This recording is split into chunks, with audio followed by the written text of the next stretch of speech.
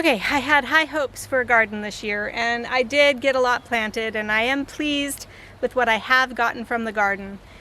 But the weeds, the weeds.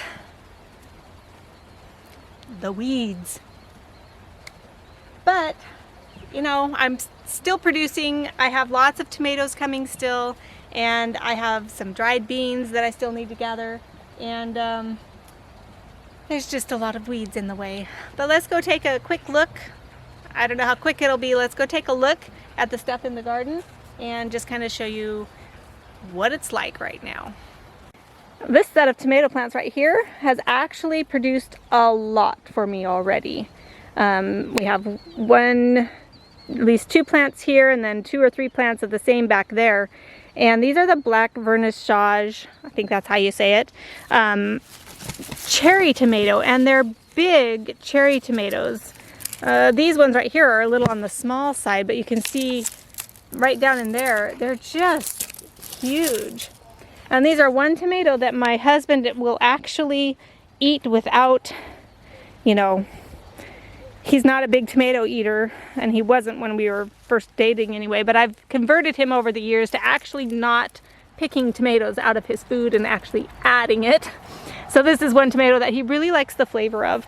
And I've been since I've had so much of these, I've been using these to make my sauces. Like I use the Mrs. Wages pasta sauce mix and pizza sauce mix.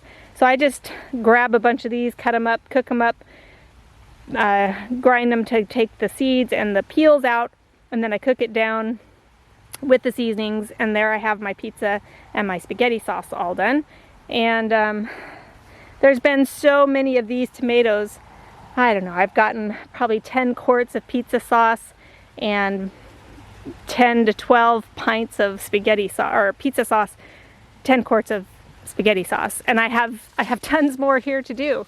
So I'm really glad to have these because my other tomatoes are just taking so long to produce. Down in here is some kind of, I don't know if it's a beefsteak tomato or something, but some kind of other tomato plant planted down in here. And you can see just lots more of the black vernissage tomatoes to be picked. Right here, does anybody have a guess for what kind of tomatoes these are? These are, oh dear, now I'm drawing a blank. Now, I'll think of it later. Anyway, they've been a really popular one because of their just fantastic coloring, and I can't believe I'm drawing a blank on the name right now. Yeesh. I'm sure I'll think of it later, and I'll put it on the screen down below. Anyway, I have several plants of those, and you'd think with the purple on there that's actually ripe, but until that green changes to a yellow or orange, it's not ripe. So it looks like there's a lot of ripe tomatoes on here, but I actually have to wait. Now this one is ripe. So it's beautiful, and they're quite tasty. They're sweet, and I think they make just a great snacking tomato. I wouldn't want to use them for canning or anything because they have a lot of juice in them, a lot of wetness. So good for snacking, nice and sweet, not good for canning, but really good. This right here is a volunteer squash plant, started up over there. These are more, I can't believe I can't think of the name of those. It's right on the tip of my tongue. Oh well. You can see it's a jungle in here. I got some tomato cages up, as you can see, those are up on cages. But all of these tomato plants here are just scrawling all over the ground. One of the melons, one of the volunteer plants here, squash plants, looks like that's ready to pick because it's not on the vine anymore. This is a Delicata Squash. So I guess I'll put that over here to take inside. I'm not a huge squash fan. Nobody in my family really is, except for pumpkin, like pumpkin pies and squash or scones and stuff. But these kind of things, you know, I want to try them. So I try to try them. How's that? But another squash that's been growing here, let's see if I can get it from this side. I may need to cross over here. This is a volunteer tomato plant. Pretty sure it's a beefsteak.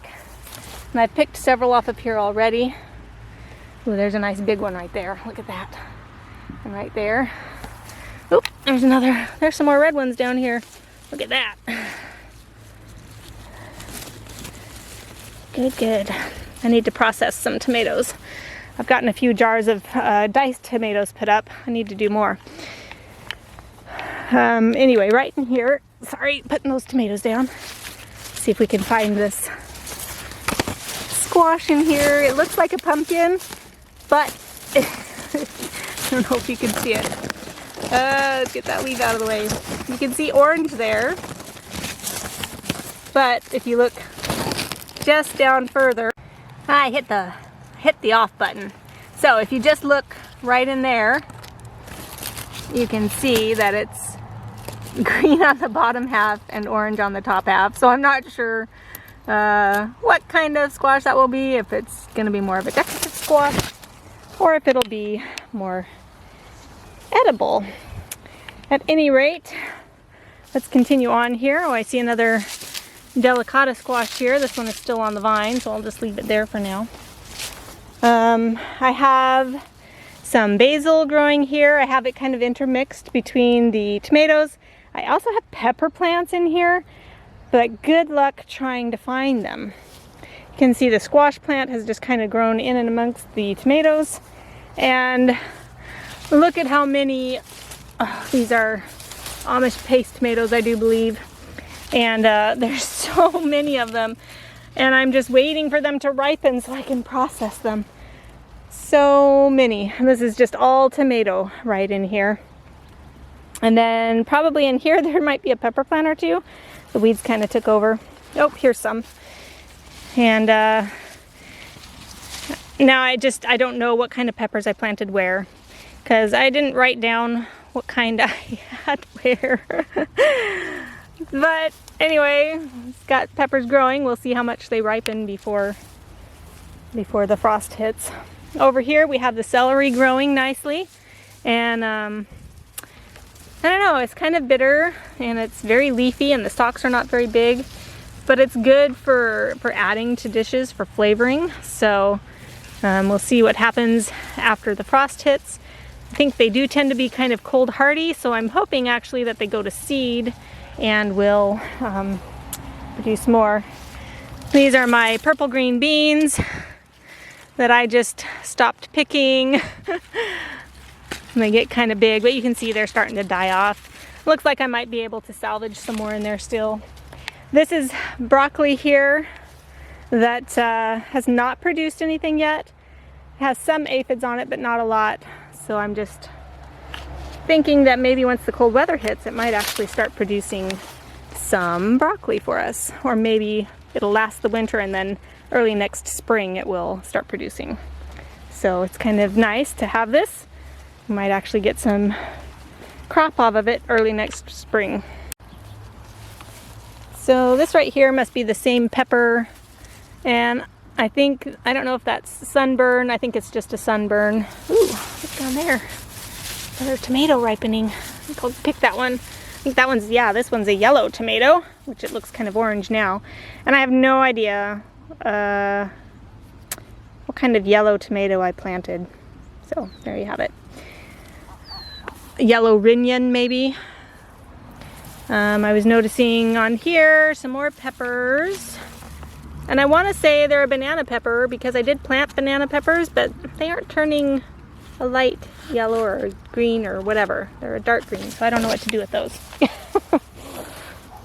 Ooh, more tomatoes to pick. I need to come out here and do just a good picking. I think I see, nope, no more in there. So anyway, again, this is just all tomatoes mixed in with some grass weed. And boy, this tomato is so ripe that I'm denting it in and bruising it just from holding it a little tight. This side, that was a cabbage that we just didn't pick, and it bolted in the heat. These were some more of the purple beans. These were some more cabbage. which I see a nice little head forming right there. But I don't know, I guess we don't need as much cabbage as I'd hoped, and that might be something that I just don't plant a lot of. Here's another type of pepper. Don't know what kind. Again. More tomato. This is the volunteer tomato plant that was growing in and amongst my garlic. If any of you saw my garlic harvest, I pointed this tomato plant out to you, and it is producing ripe fruits sooner than the plants that I started from seed myself. So that's kind of nice. It is an Amish paste tomato of some sort, or a paste tomato of some sort anyway. Could be aroma. Oops, that tomato down there is quite mushy. I see some there. So see, a lot of these, as soon as I start seeing some color, you know, these aren't ripe, but they will ripen on the counter, as I mentioned before. And it lets the energy, lets the plant put energy more towards the greener ones. So I can put those up on a shelf and let the plant work on these other ones. Then there's this tomato here, which they're finally, it broke off. They're finally starting to ripen. But these, in the sun, wherever the sun touches them, they turn like a dark, dark purple, almost black. I can't remember the name of these. But when they're ripe, they're red where the sun hasn't hit. So purple where the sun hits and red underneath. So like if there was a leaf over the top here, shading, if there was a leaf over the top of it shading, then that part would stay red. Pretty cool. And they're kind of tasty, but they've taken forever to ripen. So yeah,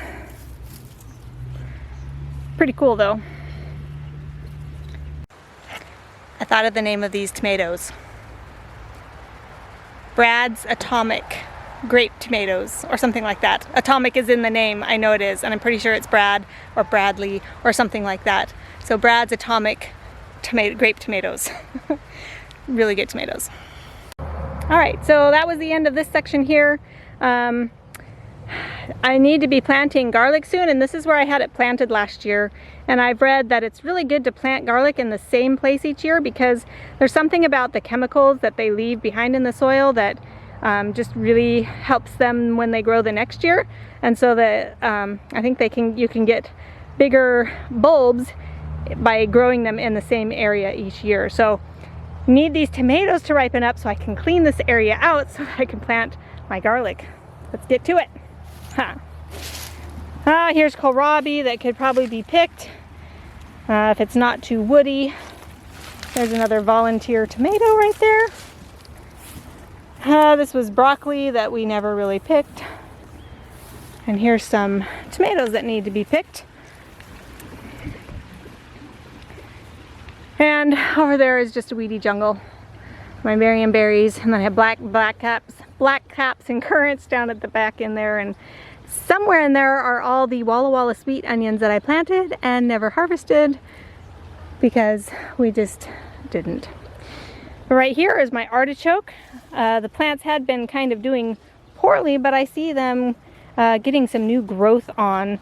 So I'm really excited. These lasted the year over the winter, and so I'm sure they'll do over the winter again this year, that one and this one here.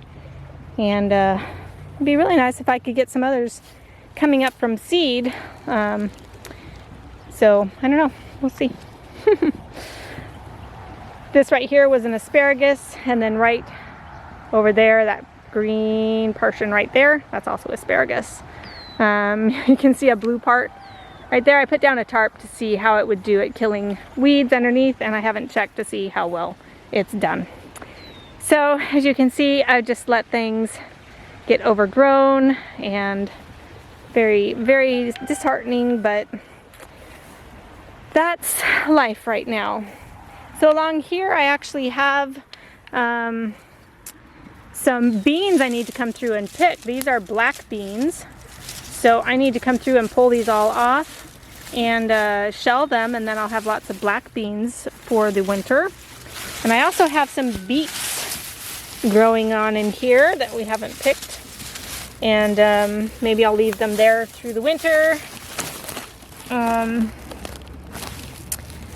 Our oldest son has figured out that he kind of likes like roasted beets, and I've never had beets roasted. I'm not a big fan of beets, but I planted a bunch thinking that it's something that we need to add to our diet, and we just haven't yet.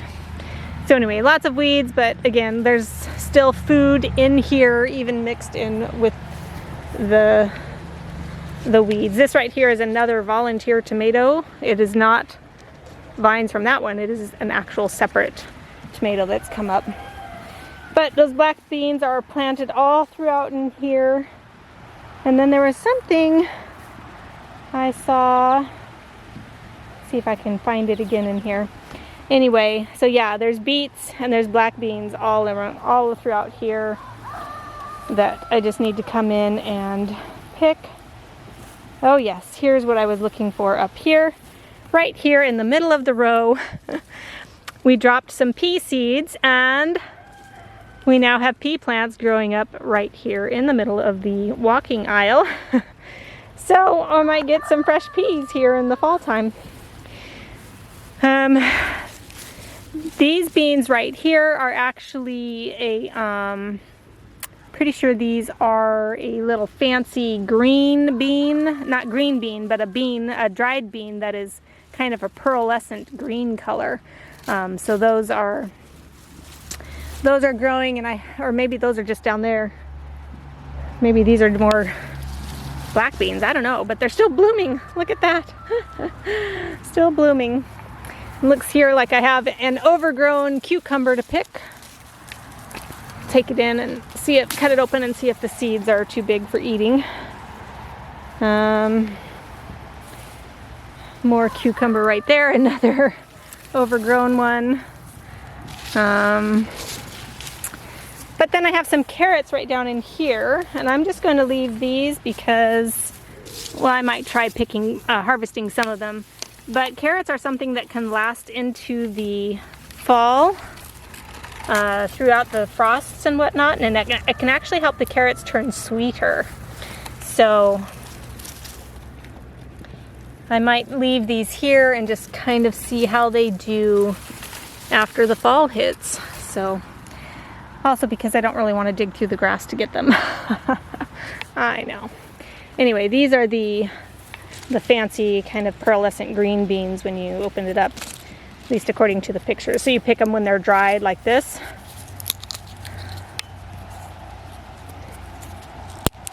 if I can open it up one-handed so you can see in there. They're a green bean. Not a green bean, but a green bean. Oops, lost it. So there you go. So just to kind of finish this out, we have more cabbage that didn't form heads, or they did and we just never picked them. We have broccoli that's gone to seed. More tomatoes here. There's cauliflower that's just going to seed. And this is celery, a different kind of celery. We had the gigantic or giant Japanese red, and then or Chinese pink, I don't know, two different kinds of, a red one and a pink one. And then these are a cherry tomato, and then we have some other kinds of tomatoes here and down here on the end that I don't know, I can't remember what kind they are, but they're different than a regular cherry tomato. You can see just tons and tons growing in there. A few of those have started to turn red. In fact, I see one down here on the ground. This is the second one I found just laying on the ground, so seems like when they're ripe, they just like to fall off or something. Alright guys, I think that'll do it for this garden tour. I hope you enjoyed it. Did seem a little long, but I had so much I wanted to show you guys since it's been a while since I showed the garden to you, and it's going to be frosty here soon anyway. But hope you enjoyed it, and make sure you go and watch the first video about the other garden that I have and the chickens, and we will see you next time. Bye.